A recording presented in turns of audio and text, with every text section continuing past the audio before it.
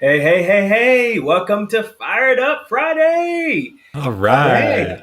We got Robin Sedivy, Mr. GrayBeat in the house. That's right. How are you So good. today? Oh, I'm doing excellent. So glad to be here. I love that your show is on a Friday. Definitely one of my favorite days, if not best day of the week. So tell us a little bit about your music, about yourself. Yeah. Well, I more recently, in the last 4 or 5 years, got into music production. And so full fledged music producer now. But I got my humble start as a drummer. And yeah, I played drums for a couple decades before delving into full production. Never really envisioned myself doing it, but it was something I discovered that I really enjoyed more than nearly anything. Wow. And who were some of your influences as a drummer? Boy, yeah, I got into you know, yeah, I started out kind of getting away from kind of the I don't know the drum machine style music that I kind of grew up with once I got behind a drum set at the tender age of about 13, Oh and wow. I started getting into some grunge rock because at that time, it was all about Pearl Jam, Nirvana, Smashing Pumpkins, you know. And so I learned all that stuff, but then really got into some classic rock after that. Oh wow. Yeah, so the whole John Bonham, Keith Moon, Hmm.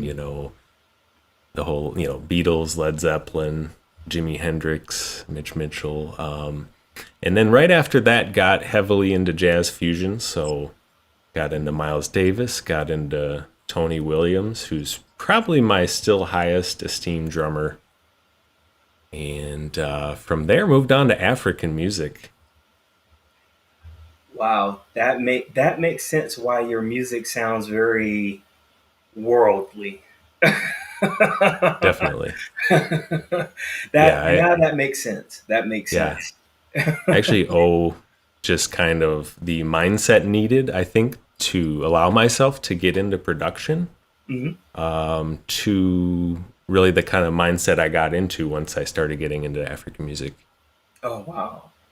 So what made you get into production? Like what was there a certain event or did you just stumble across it or I stumbled across a simple MIDI controller made by Native Instruments, a Machina, and at the time hadn't been playing drums for a number of years. Had sort of gone on to other parts of my life for a few years and had more or less put down the drum set.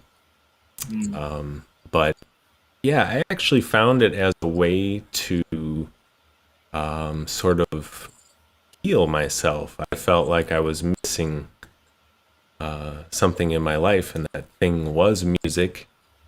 The fact that a simple MIDI controller made it easy for me to get into music and just use a laptop that I had been previously using for web development, and yeah, I was able to connect the two pretty easily, and that allowed me to get into production. It's not that I wasn't really interested in production, maybe as a drummer. It's just that I don't know. I just never had the right equipment, maybe, or the time and space, or what was needed for everything to come together. So yeah, now I'm doubling down on learning everything I can. yeah, that makes sense. So all right, so there's two follow-up questions to this. One, so you're an artist as well too, but when Yeah. you produce, which definitely going to ask some questions about the artistry, is there a certain genre that you produce or you? Yeah, that's a great question. I oftentimes refer to my music as a mixture of, a uniquely innovative form of electronic music, inspired by, a massive attack style trip hop, and sort of the emotional overtones of a like Air and Moon Safari, and yeah, and sort of marrying those two influences, for sure. Although there are many others. Okay. So on the producing and the artist side, you lean more toward the electronic, you would say? Yeah, definitely. Given that I started out with a very simple setup and really no microphone, it meant that all my sounds came delivered to me in the form of virtual instruments or samples. And I found those really easy to work with, and they gave me a really wide variety of sounds I could work with. As a producer, when I put on my sort of producer hat, I'm really trying to scour, you know, what's available, get the best sounds out. And so, yeah, I really found that even though I was using virtual instruments and samples, that there was still a lot I could do with sound. Hmm. And yeah, I actually started to appreciate some other forms of music once I started getting into production. Not that I didn't appreciate these forms of music before, but I had a newfound appreciation. Whereas, I'll tell you what those forms of music are. But whereas I was a drummer who kind of went away from the drum machine sound in my own taste into more of a rock or jazz world sound, using organic instruments and really being honed into the drums and the drum player and what they're doing. When I moved on to production, then all of a sudden I had to look at the whole world of all the genres and start to appreciate parts of music, the world of music that I hadn't appreciated previously, because I now had new ways to appreciate them. And so hip hop, I really started getting into a lot more, and electronic musics of all tempos as well. Wow. Yeah, I because when I hear your music, sometimes I think of the word psychedelic Yeah, funk. definitely. Yeah, yeah, Like yeah. all day long, it's like no matter what the other sounds are, it's like it's buried somewhere in there. So Cool. I Well, won't I say some things on definitely, air, but it makes you want to yeah, just relax. nice. Well, good. Yeah, yeah. It's interesting because it made me relax to make the music that you can hear that's out there Yeah, right now, and I think that that's cool that that came through, as the listener and as a producer to try to get that feeling across is, kind of the ultimate goal for me. that makes sense. That makes sense. Yeah. And so like as a producer, like what's like the favorite part of being a producer that you like? Yeah, other than everything, well, of course, I came from a performance background. I had certainly recorded my drum playing in the studio and composed many drum parts, and followed many arrangements and compositions, of others too. And so I had that experience of a performer. And so, at a certain level, I always valued the quality of the performance. Now, things changed a little bit when I became a producer because all of a sudden the performance was a very malleable thing. Using MIDI is how I started, right? So if I recorded a performance, using a MIDI controller and kind of the touch sensitive drum pads and using my fingers to play, if there were any, mistakes, I could easily go in and correct them. And so all of a sudden, performance was something that I put on the back burner in a way, if that makes any sense. And I focused in on the skills I didn't have already developed with my previous background as a performer. That makes sense. That makes sense. And so as an artist, you go by GrayBeat. So we're curious to know, where did that name come from? What's the story on that? Yeah, that's a great question. So my last name Sedivy is a Czech name from that region, and it just means gray. And I'm sure the pronunciation is a bit different. So the color gray, and I originally had I was going to start a web development company and use the word gray. And when I connected the MIDI controller to that laptop I mentioned earlier, that part of this venture that I was undertaking was gone, and now it was a music department of my company, right? And so yeah, I had to think of another name, and I'm a drummer and I love beats, and I came up with the GrayBeat. And since I code a little bit and I'm used to like camel case coding and things where you're smashing two words together, but with uppercase word still, so it's cameled like two little humps. So I put the two words gray and beat as one with camel case, and Wow. I went with the spelling with an A of gray, mind you.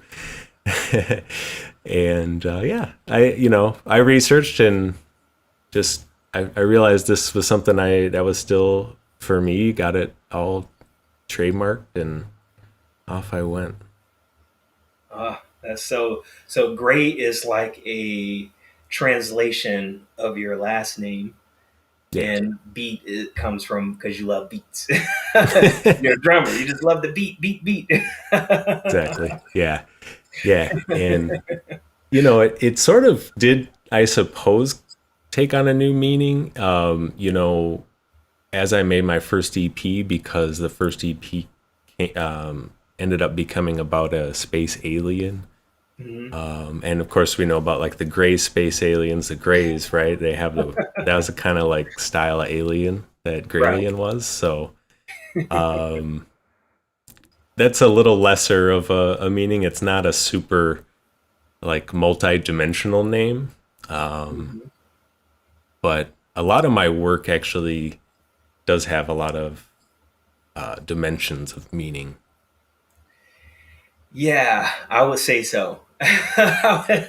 So, you have this picture that where it's like it's your face, and it's like it almost looks like you're trying to break out of something.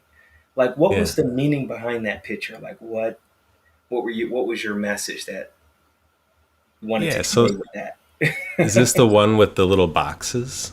Yeah, Yeah. yeah. So what that is that is a mosaic that Mhm. I created using a tool that I found. And the idea that I had for this picture was originally actually to have an alien face.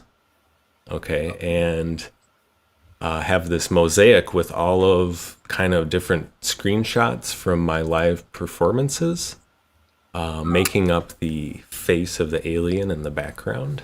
And yeah, fast forward a few different revisions, and you get the picture of me, which was actually from a photo that an esteemed photographer, Mike Madison, Bump Opera here in Minneapolis, took a year ago. So had that, and it ended up being perfect for this project. And I put it on the cover of my live album. Oh wow. So, are you ever going to revisit that alien idea with the pictures with the other? Because that sounds like that would have been awesome as well. Yeah, it's interesting. I realized that I might have gotten that idea from a video game art cover. Uh, Yeah, because I had been playing this game a while back, and there was an alien. It was just an alien face with a mosaic, actually, I think. So, it was like pixelated or something. So, you know, I'll have to double check it's not like already been done. You know what I mean? And better. But right. yeah, I'm actually leaving it pretty open ended as to what I'm gonna do with the whole alien thing. It's gonna continue for sure, but yeah, what happens is it's kind of a album by album sort of Okay. story, and so I have some ideas of what the third album here is going to be like for me, or at least the second full length album, but Mhm. the story doesn't usually come about, and therefore, kind of the album cover till towards the end of making the album, usually. Yeah, right. That's true. That's true. I find that to be a common process. Yeah, that's true.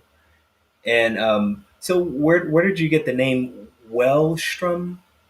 Yeah, Whalestrom. Yeah, I may be yeah, saying it wrong. that's a good question. Yeah, so the name of the title track for my first EP, Mhm.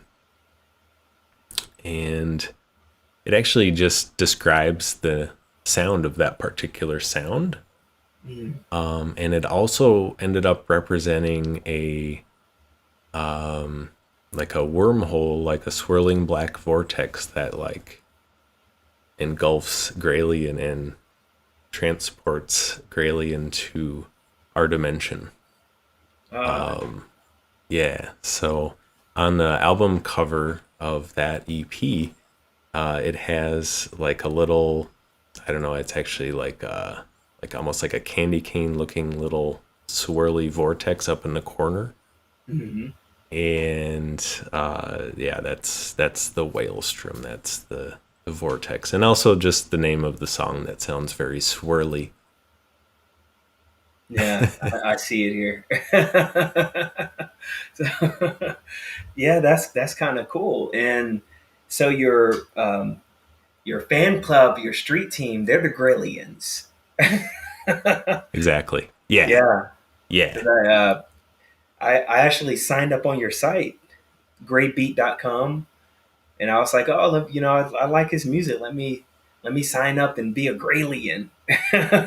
So that's kind of cool. You have your Facebook group, and what do Yeah. you do for like your community there for the Cool. Graylian? Yeah. So the sign up page for this particular group is a little bit hidden, but it's actually at go.graybeat.com, and it's go.graybeat.com. And all it is online community. I share special behind the scenes content. It includes live streams. So I've been sharing a song I've been working on the last few weeks. It includes hanging out with people in the group who are all sorts of music lovers and even other music makers and artists. And it means actually exclusive merchandise and other sorts of benefits that you can't get anywhere else. So I wanted to do something special that I could use to really connect with people. I didn't know this was going to be it, but it's really been an awesome place for like everyone involved, and I know I've seen you in there, and yeah, you've been enjoying like the live stream I did here this last week. So Yeah, yeah. You played some yeah, good song you was working on. It sounded pretty good. thank you. Yeah, Yeah, and so we've changed the thing on the screen to go.graybeat.com. yeah, perfect, Yeah. perfect. Yeah, because I do kind of have two different like websites. And the go.graybeat.com though is the only one where you can get all kind of the exclusive stuff. Mhm. And it's also the only way you can get into the private group. All right. So if somebody don't know about it and they go on your website, I guess they're just going to miss out. Right now, yeah, at the moment. That's kind of cool to have it exclusive in a way. It's almost like you only know if you're introduced some kind of way, Definitely, or if someone's definitely. listening to the podcast or watching this live stream, they'll you can see go.graybeat.com, GrayBeat.com. That's kind of cool. Exactly. Like it, I do throw it up there exactly when I'm doing my live streams and I'm kind of hanging out in places I know my fans kind of are going to be, that's the whole idea behind the group is that, I'm not just like, you know, um, putting a broadcast out like everywhere on the internet saying, "Hey, come join for no reason." No, I've released a couple albums and stuff now. I'm doing some other stuff, a lot of live shows, kind of pioneered kind of a innovative live show, and honestly, there just kind of needed to be a way for me to connect with the people who are consuming all the stuff I've been doing out there, and yeah, so it's cool. Now you can feel free to not answer this question. You don't have to, but can't help but wonder. So, what's your takes on ETs? In Yeah. other worlds, and only if you want to answer No, that's it. cool. I think it's fun to think about, like for sure.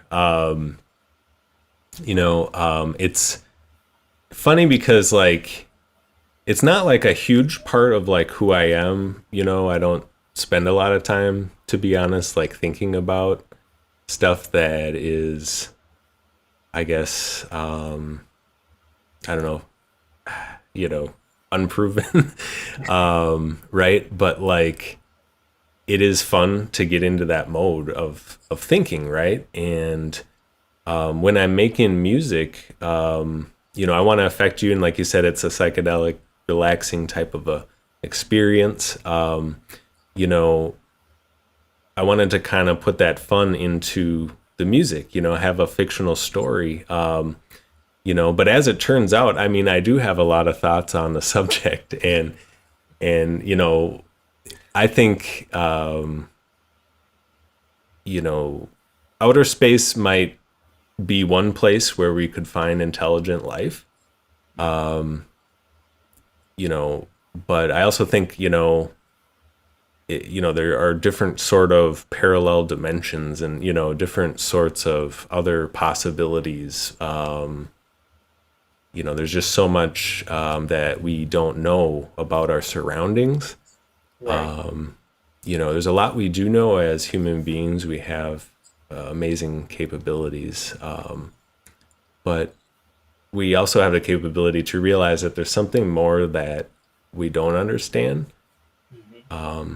And maybe that's how we got to as where we are, and knowing all the things that we do, and able to experience all the things, and even almost read people's minds sometimes.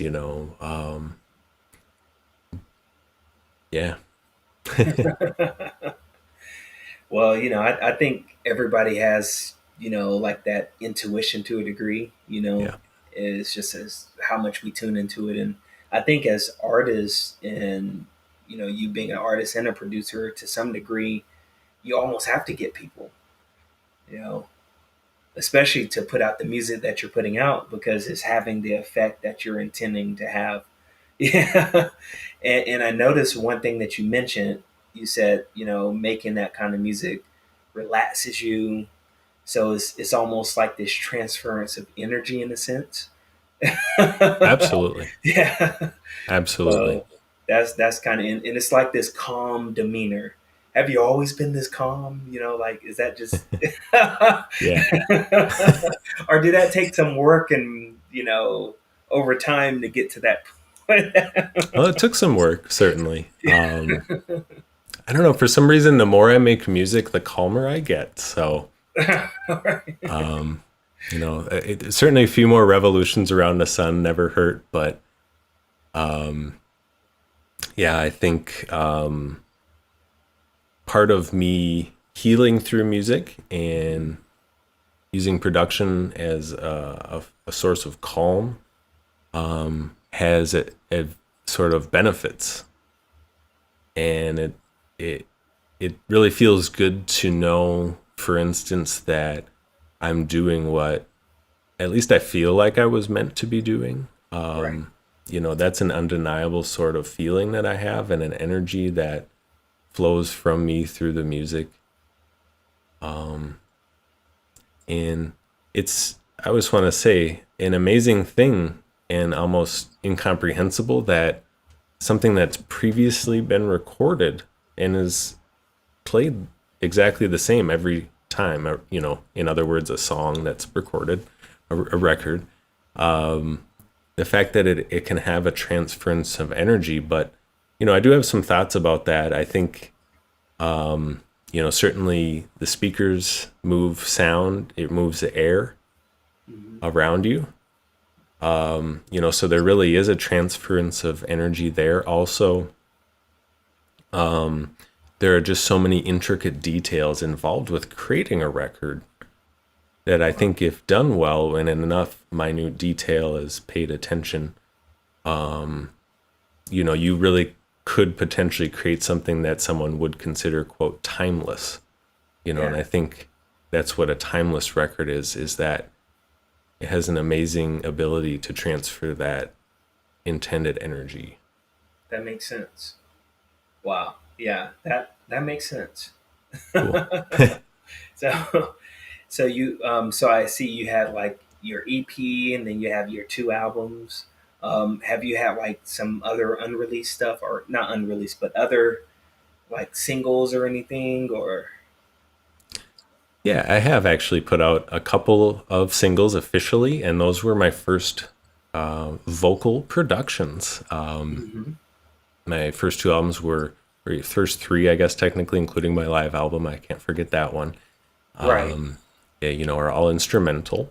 They might have some vocal samples here and there, but what I did specifically for these last two singles is to learn recording. Since I hadn't learned recording and I didn't have the microphone previously, what I did is got some equipment to record vocals, did some research, did some, experiential learning and more research and more experimenting with attempting to record and so on and so forth. And yeah, eventually got to a point where I even had my wife sing backup vocal on Hmm. the first song. And yeah, then I even sent out a second vocal single here before the end of this last spring.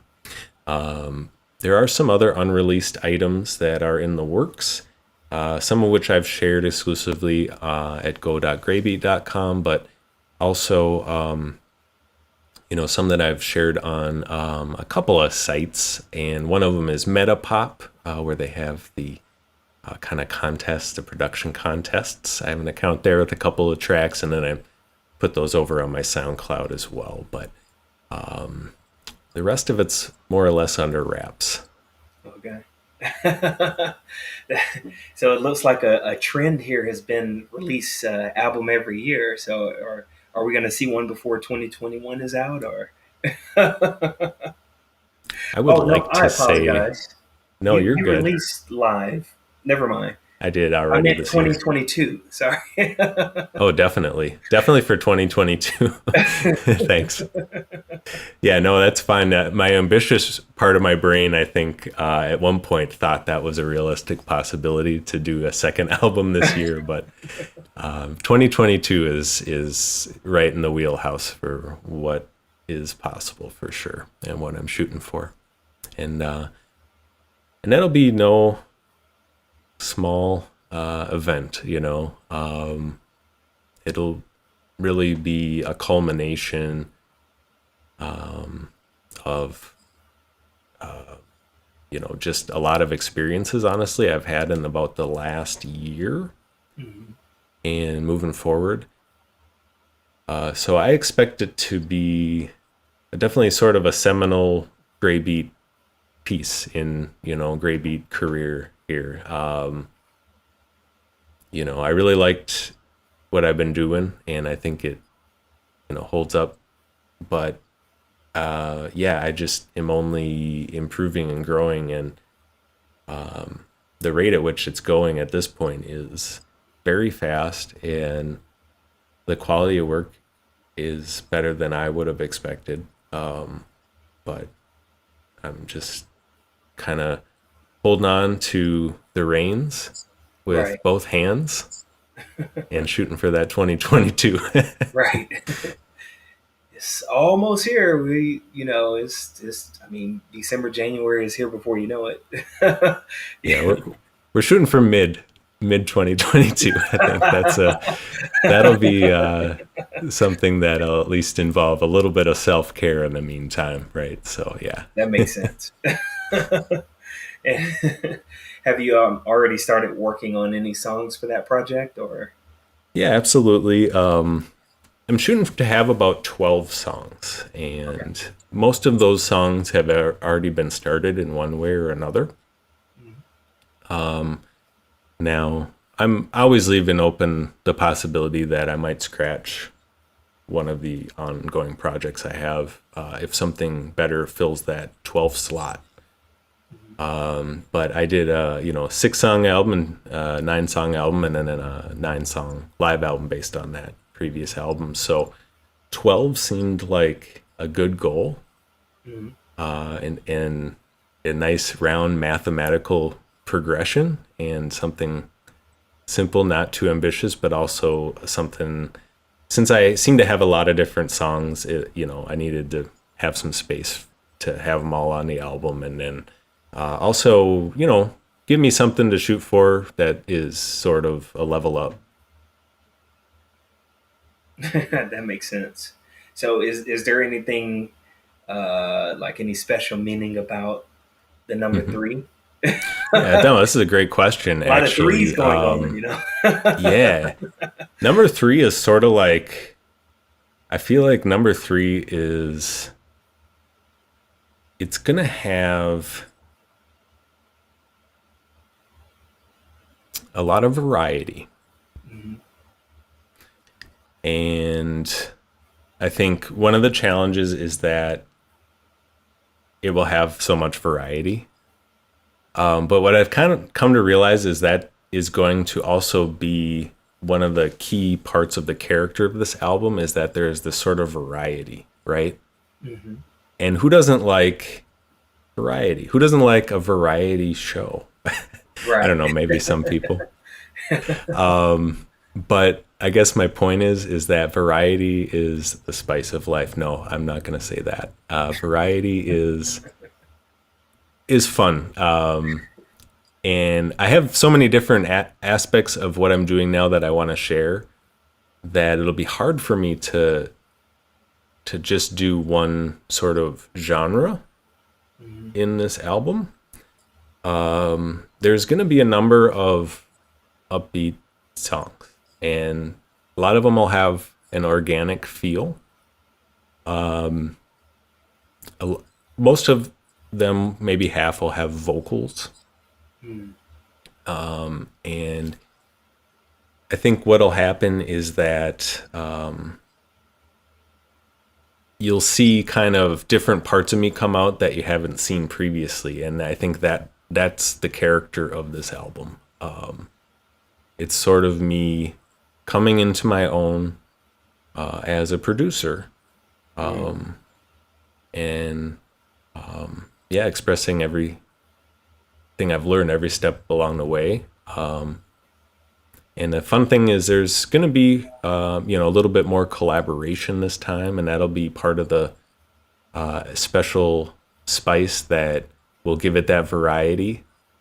Since it'll be a few songs that involve people playing different instruments that I'll have collaborated with, and that'll be new for a GrayBeat album.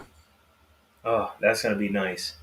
So, not trying to get too far ahead. So, is the album in 2023 going to be a 15? song album. With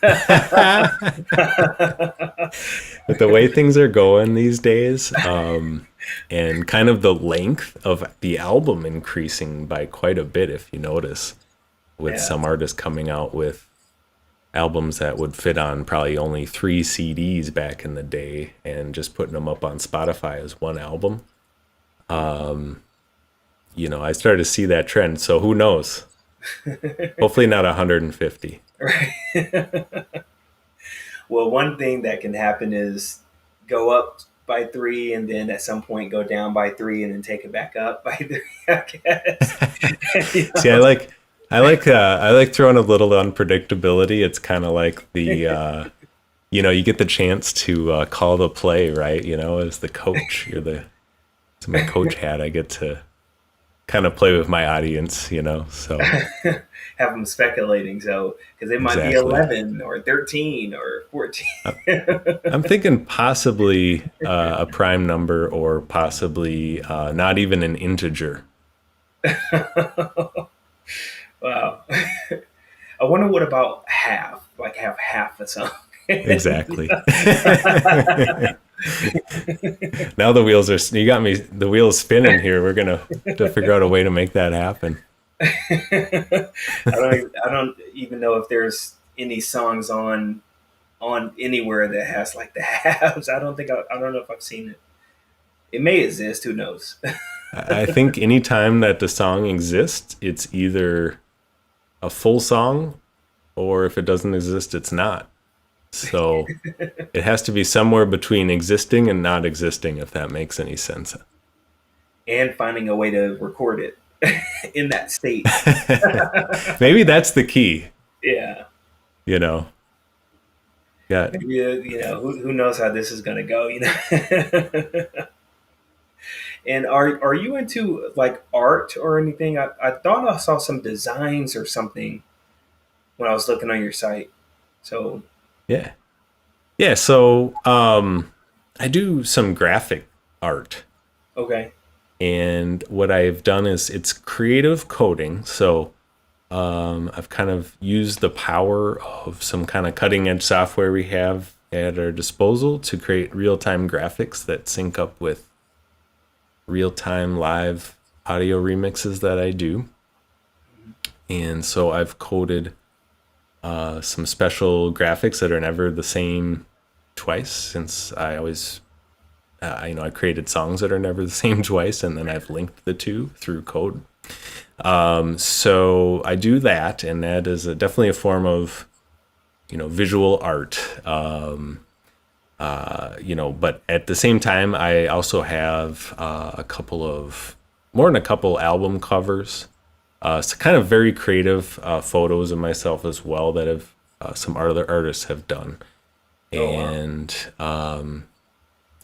one of them in particular for Elemental Rhapsody was it's a very serious work of art. The amount of labor, honestly, that went into that cover art is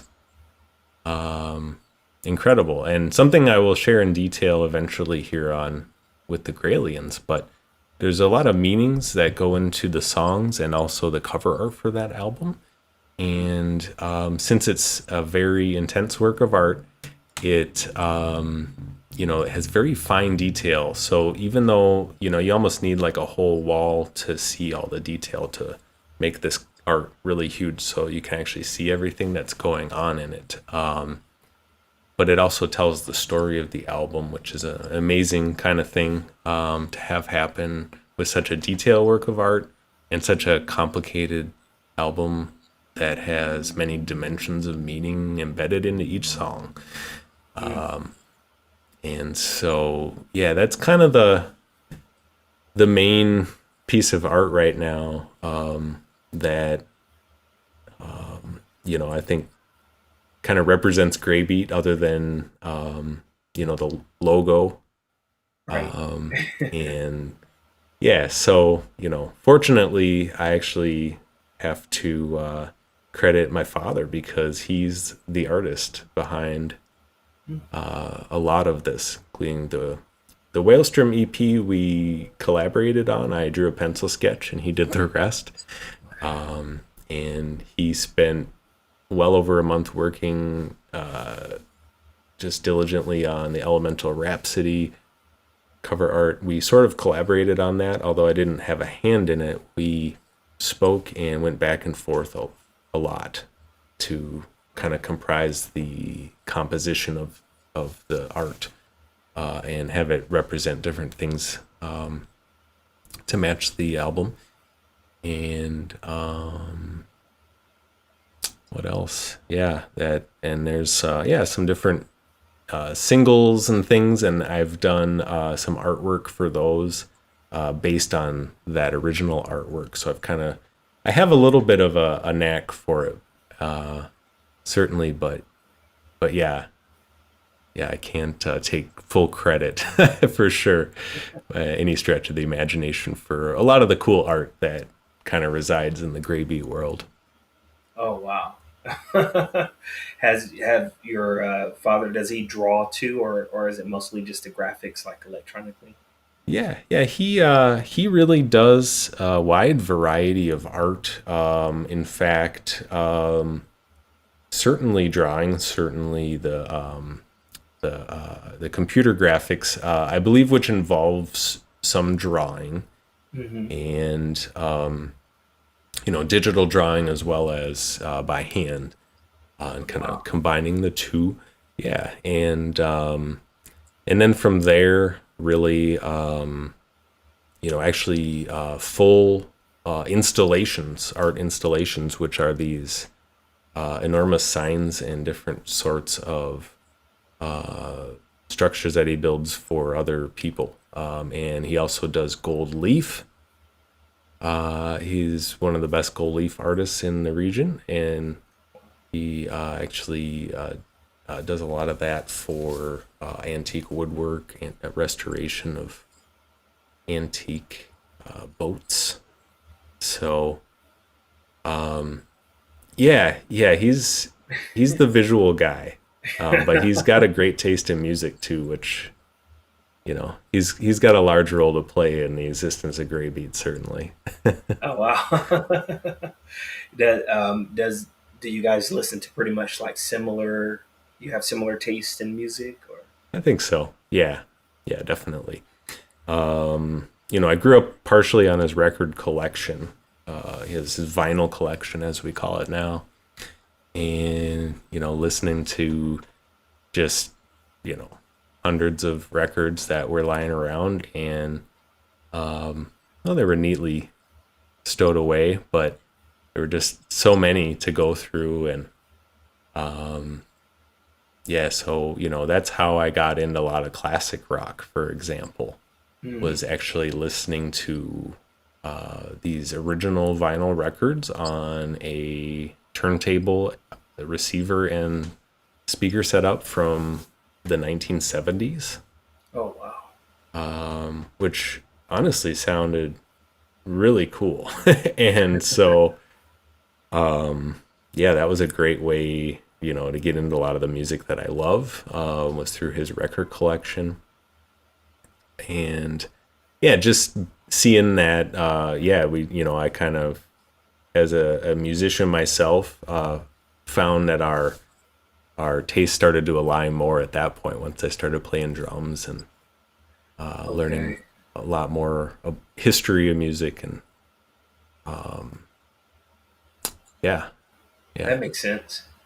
So it appears that you like to leave your audience guessing, because I noticed on especially the second album, you have "To Be Continued" as the last song. I just noticed a lot yeah, of things like that with your work. So do it's you just true. always like to keep them guessing, or? In a way, because why not? I think it doesn't it inspire imagination. Yeah. Yeah, And what is Zool? That was the Zool, first song on your second on your first the album. first album. Yeah, you got it. Zool is the home planet of Graylien, Okay. and the planet that Graylien leaves. on a journey really with no sort of goal.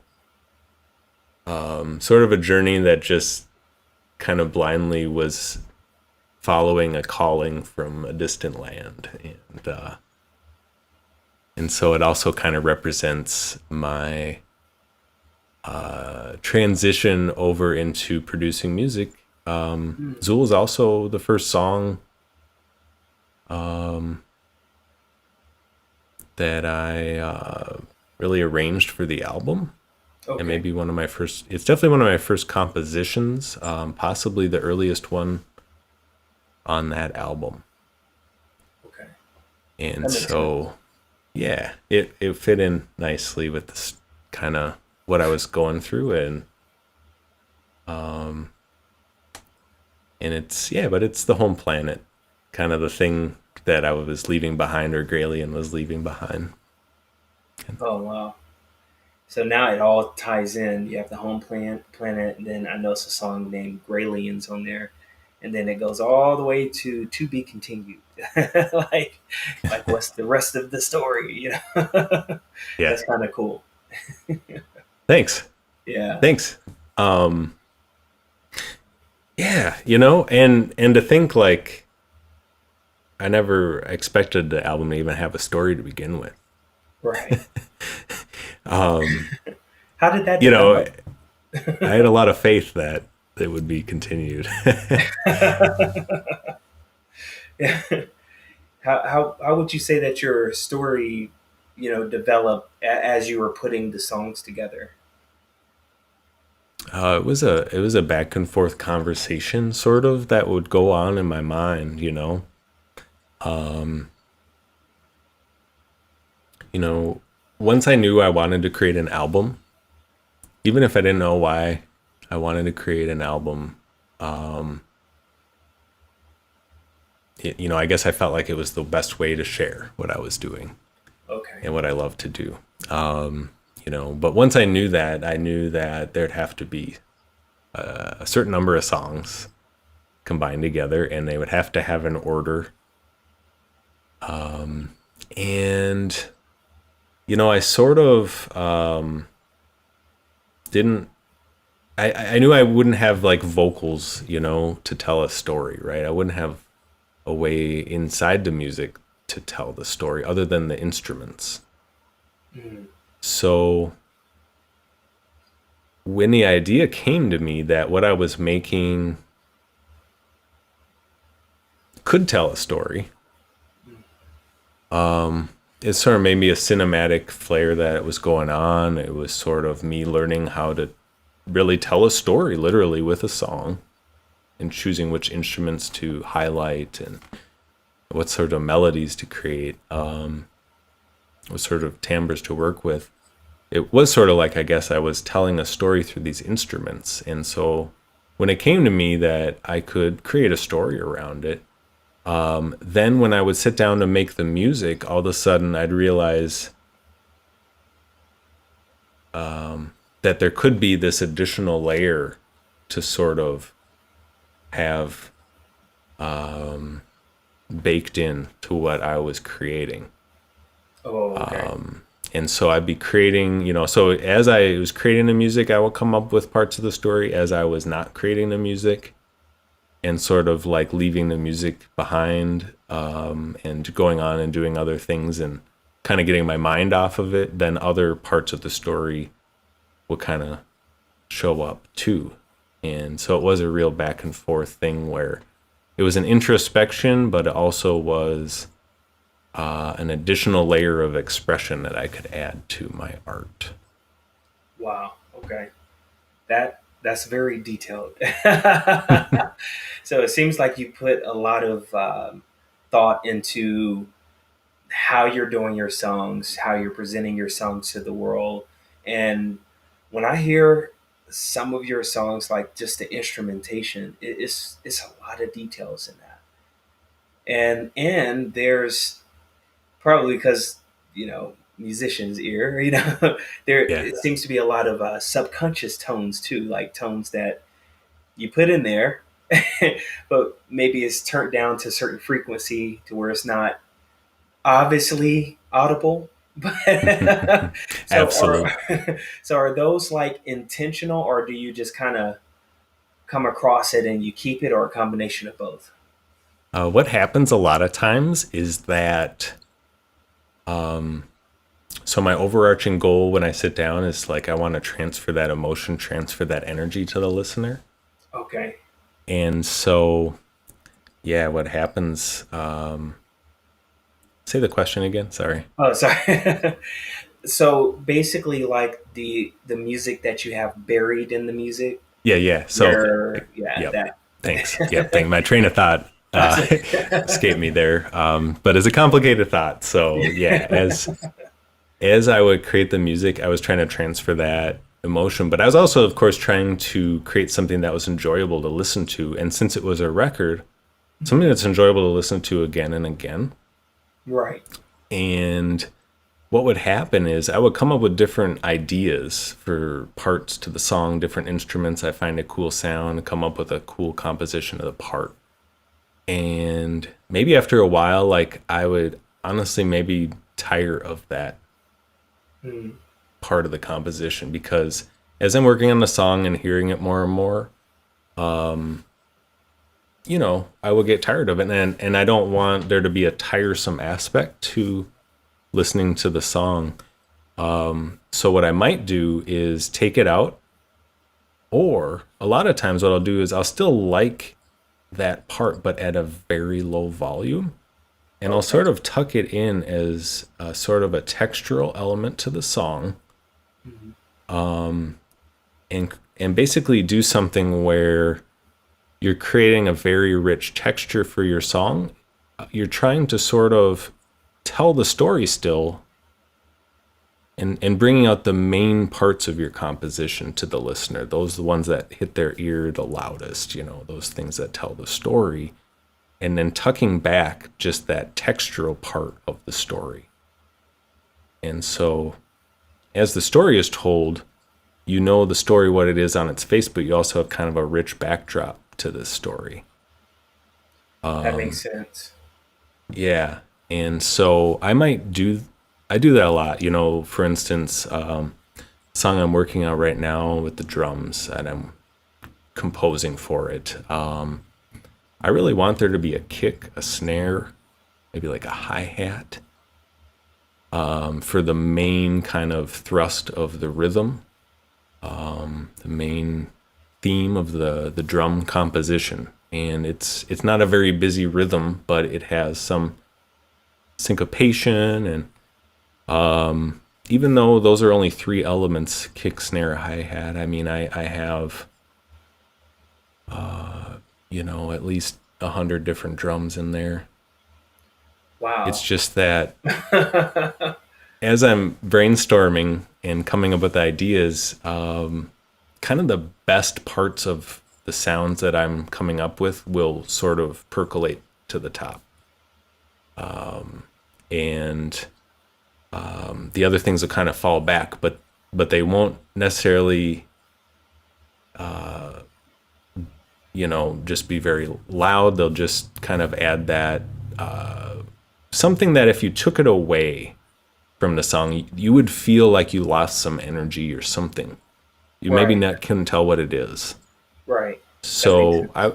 yeah, when I hear a cool sound and an energy and I want to keep it in the song, I still have to choose which ones I'm highlighting in the song, but that allows me to then tuck a lot of sound beneath the surface. Wow. That's very interesting. And so for up and coming producers who want to get into producing, what would your recommendation be as far as what are some first steps for them? Yeah, don't I guess be conscious of the barriers that prevent you from enjoying the art of production. And so when you're first starting out, that could be just about anything. Right. But what I found is that if you have a really basic set of equipment, like I did when I started, Hmm. just a small amount of money, you know, you don't have to go buy a whole bunch of equipment, for example, to start out. You don't have to say, okay, I'm going to do this and then put up a bunch of barriers that say, but I can't do this until I have this thing. So for instance, I didn't even have an audio interface when I started. Now, if you know what an audio interface is, there are no producers who produce music without an audio interface. And in fact, it's almost impossible to do. It's just a technical thing that you need this piece of equipment, but I didn't have that even. It was Wow. my love for doing the production though that eventually got me to go back to Guitar Center and get an audio interface, a cheap one, the lowest level one. Didn't even have a regular, just an RCA connection. And then I just kind of kept going little by little. And the better I got and the more I enjoy what I was doing, really, I was just trying to learn what the knobs did anyway with how to create a song inside the software and, Right. use the MIDI controller and what these effects even were and what these sound, just so many different things to learn inside of this new world, inside the software, really. That, I was just busy with that. And so Wow. don't let like the initial quality of what you're doing be a barrier. I really think if you like what you're doing, you just, you'll find a way to make it better each time that you sit down. And really, honestly, it's good to research and get information online and from other people. It's almost even better, if not equally important, just to sit down and mess with your tools and try to compose and figure out what your workflow looks like. Right. There's just so many hours that you can spend without having hardly any equipment that you can use to improve what you're doing. And the other thing is just to know that as long as you believe in what you're doing, you'll find a way to reach your next goal. Right. There's so many things that I just didn't know about audio production. I didn't even know any producers or engineers or anything, Oh, wow. you know, and I literally just, the Google bar was my friend. Everything I needed to know, I'd have to like just do brute force research, just go search it out, read, learn, and honestly, what I found is that like every time I would come into a technical challenge, of which there are many, and of which I think some people would get frustrated with, and it would change their workflow or they wouldn't get to the next level they want to get to, maybe because of that barrier, but it's really just a mental barrier. And yeah, so I think, what was I saying about the technical thing? Um, anyway, Well, yeah, you were pretty much saying like, well, the way I'm translating it is, first of all, someone would really need to be passionate about it. yeah, Well, it will help if they're passionate about it. right. It will help. It will help them figure out what they need to do to make whatever work can happen.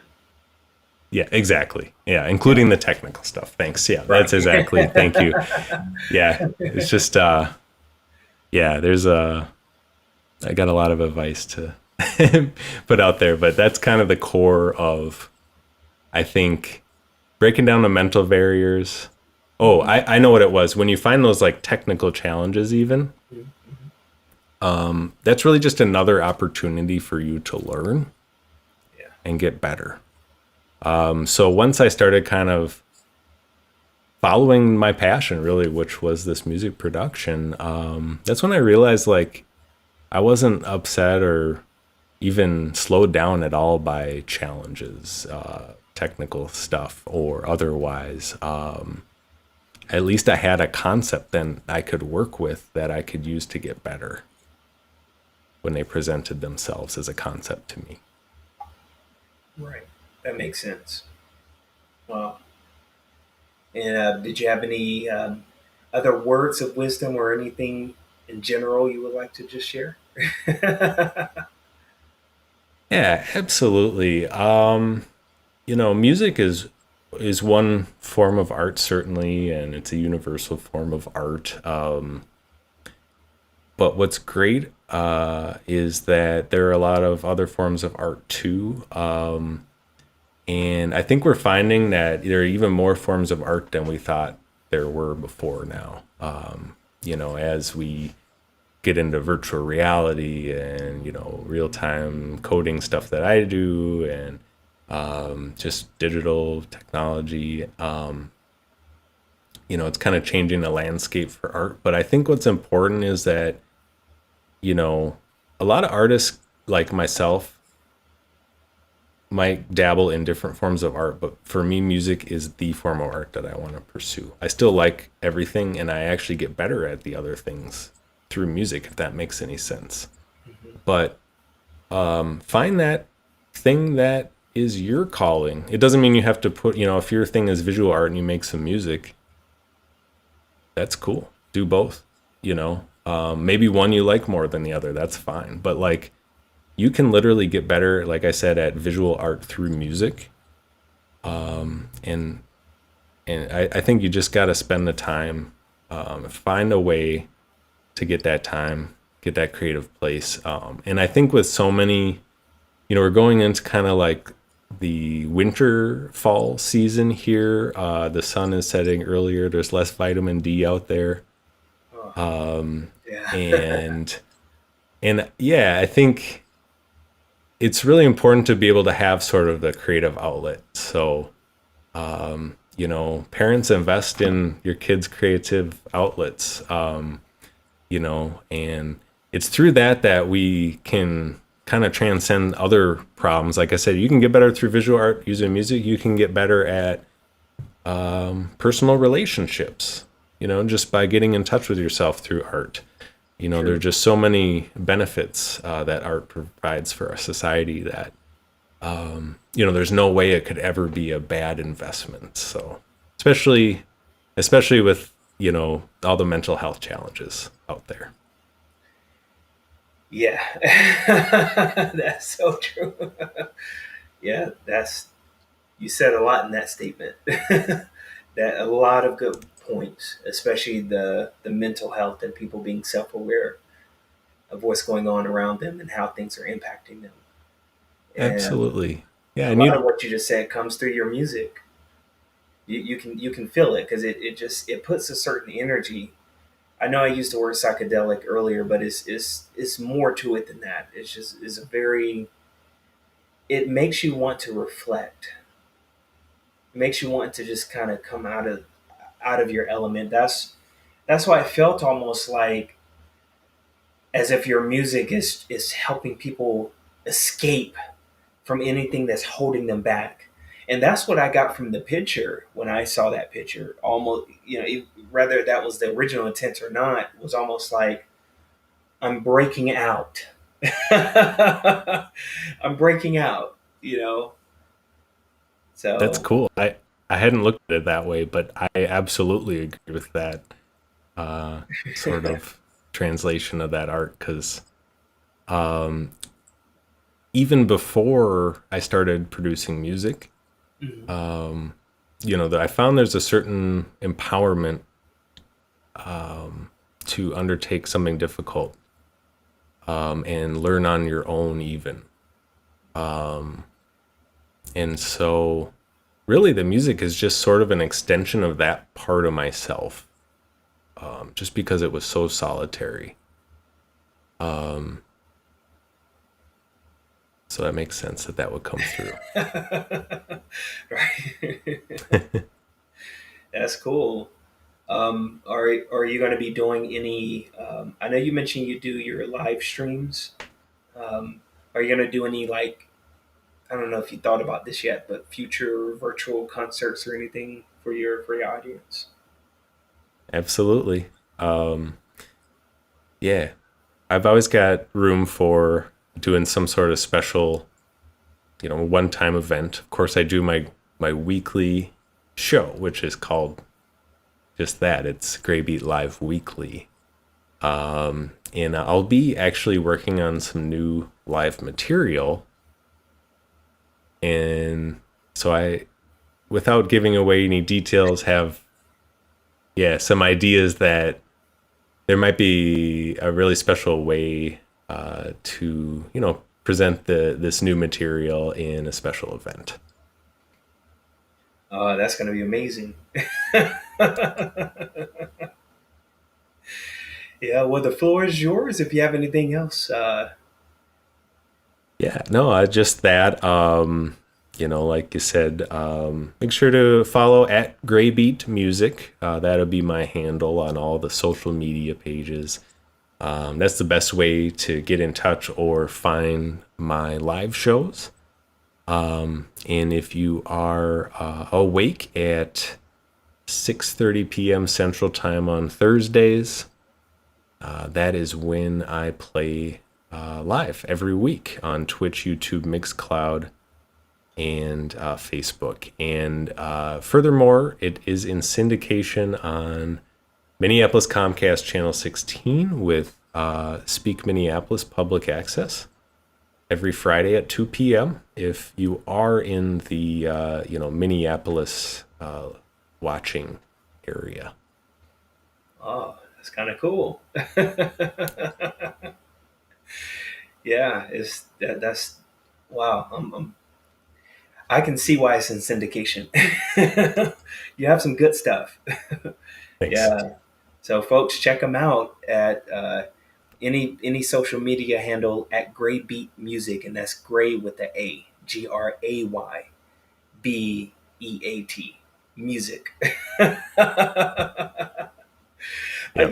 That the word gray has always been weird because sometimes I've seen it with Yeah. the A, sometimes with the E. It's like it's no technically wrong or right way to spell it, I guess. Oh no, I think you stumbled on the multi-dimensional part of my name now. Is the Yeah, word gray itself is it has so many different sort of meanings. I feel like it's sort of like a meta it has sort of a meta meaning over it because it has those two different spellings.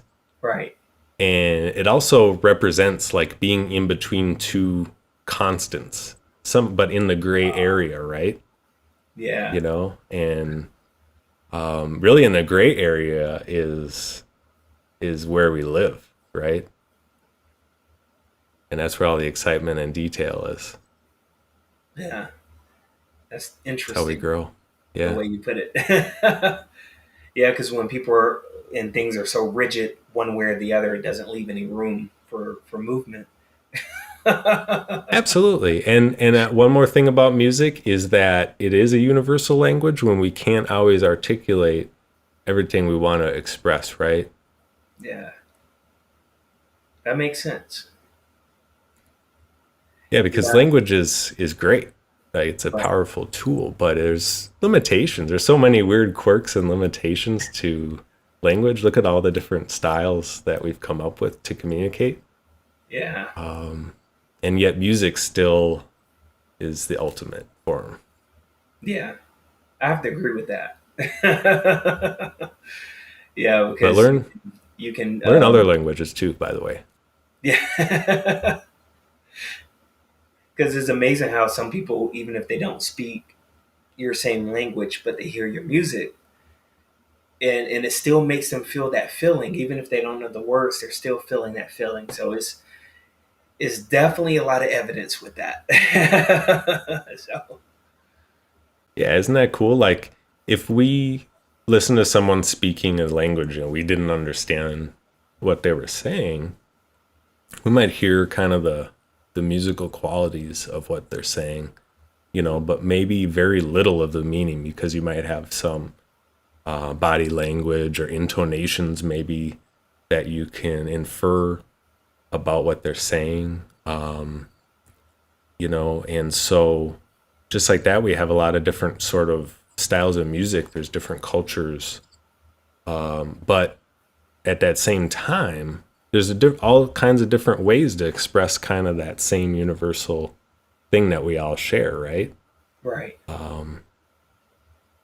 Yeah, and it could be expressed in all kinds of different languages and forms of music. And the fact that there's no single way to do it Hmm. just means that we'll always be making more music. That's a very interesting point. I like the way you put things. You kind of bring them in a certain perspective that it makes one think, and it comes across in your music that way too. Awesome. Yeah, So, that's cool. That's cool. I definitely don't sit down and think, all right, I'm going to make $1 million. That's not what I think when I'm sitting down. right, that's true. Well, it's been great having you on. Time flies. I can't believe we've been on over an hour, and it's been cool. It seems like it's just been 15 minutes. Yeah. Yeah. We keep coming up with some more great phrases to use, some great topics. I love it. Oh yeah, I'm sure you'll be on the show some more at some point in the future, and with some more of these good philosophies, because there's so much we could like. Everything you talked about can be dissected into even more information. Yeah. Absolutely. So, Yeah. And yeah, we better do it soon because I'm going to have so much more to talk about next time, too. have to break it up. Right. Well, that's it for this edition of Fired Up Friday, and don't forget to check out GrayBeat at go.graybeat.com. That's go.graybeat.com. He's syndicated, folks, so check him out. So that wraps us up for this edition of Fired Up Friday. All right. Are you ready to feel good? Are you ready to